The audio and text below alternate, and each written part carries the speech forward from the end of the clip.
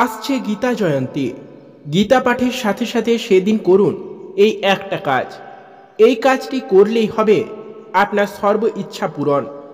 আপনার পরিবারে সবসময় সুখ সমৃদ্ধি এবং অর্থ প্রচুর আসবে এবং তার সাথে মিলবে ভগবান শ্রীকৃষ্ণের অশেষ কৃপা। 11ই ডিসেম্বর গীতা জয়ন্তী পালিত হবে। মহাভারতে যুদ্ধের সময় ভগবান শ্রীকৃষ্ণ অর্জুনকে গীতার জ্ঞান দিয়ে জীবনের কল্যাণ সম্পর্কে সচেতন করেছিলেন। প্রতি বছর মার্গশীর্ষ মাসের শুক্লপক্ষের মোক্ষদা একাদশীতে গীতা জয়ন্তী পালিত হয়।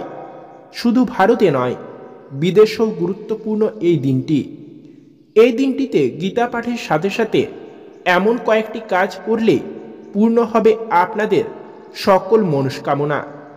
আসুন জেনে নেওয়া যাক গীতা জয়ন্তীতে কোন কোন কাজ করতে হবে। গীতা জয়ন্তীর দিন বাড়িতে শ্রীমদ্ ভগবদ্ গীতা ও লাড্ডু গোপাল স্থাপন করা অত্যন্ত শুভ বলে মনে করা হয়। এই দিন ময়ূরের পালক, একমুখী নারকেল এবং বাঁশি, এই তিনটির মধ্যে যে কোনো একটা জিনিস বাড়িতে আনলেই দেবী লক্ষ্মীর আশীর্বাদ লাভ করা যায় অত্যন্ত সহজে। এদিন স্নানের পর পুজোর স্থানে ময়দা দিয়ে চৌকি বানিয়ে কাঠের মঞ্চে গীতা গ্রন্থ স্থাপন করে হলুদ, সিঁদুর, ফুল ও চাল দিয়ে অবশ্যই পূজা করুন। রীতি অনুযায়ী শ্রীকৃষ্ণের পুজো এদিন অবশ্যই করা উচিত। তারপর পুরো পরিবারের সঙ্গে বাড়িতে গীতা পাঠ করুন অবশ্যই। গীতার শিক্ষা মেনে চললে সমস্ত অসুবিধা ও সন্দেহ দূর হয়, পরিবারে সুখ ও সমৃদ্ধি আসে, ব্যক্তি মোক্ষ লাভ করে। গীতা পাঠের সাথে সাথে আপনি কোনো মন্দিরে একটা কলা গাছ লাগাতে অবশ্যই পারেন। এদিন শ্রীহরিকে খুশি করতে অবশ্যই ছোলার ডাল, কলা, ঘি, গুড়, চাল, জামা কাপড় এবং গরম জামা কাপড় গরিবদের অবশ্যই দান করুন।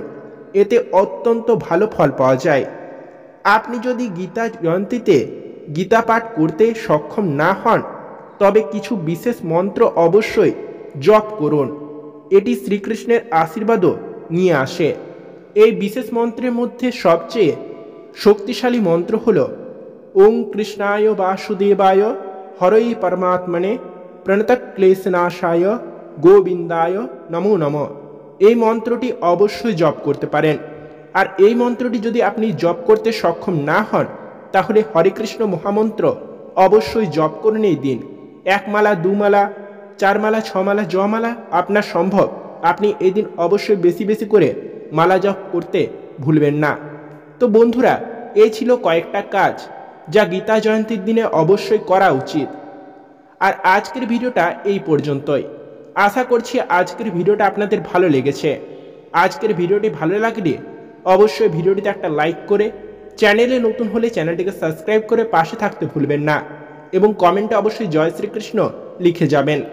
তো চলুন ফিরে আসছি আর একটা নতুন ভিডিওর সাথে। ততক্ষণের জন্য ভালো থাকবেন, সুস্থ থাকবেন, দেখতে থাকবেন আজকের কথা। নমস্কার।